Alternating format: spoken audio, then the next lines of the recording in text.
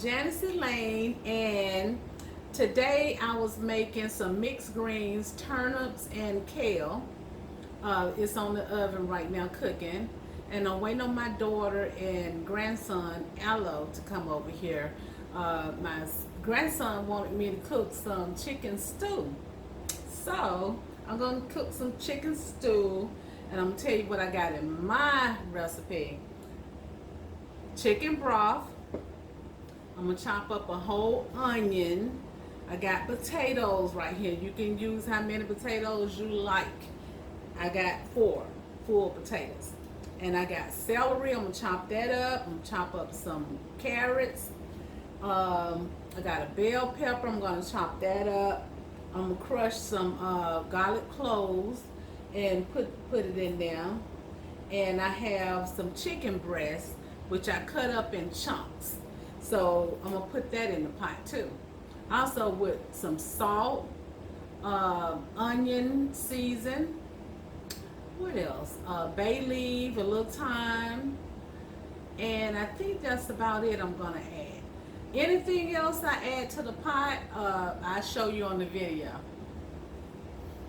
Let's get cooking.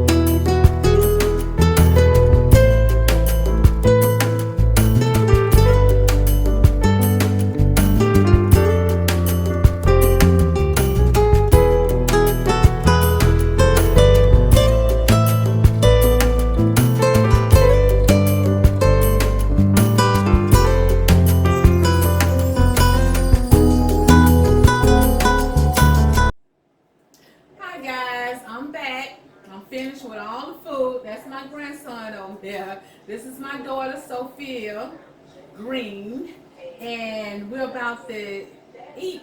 So I'm gonna let y'all eat and taste my food and let me know how it tastes. Okay.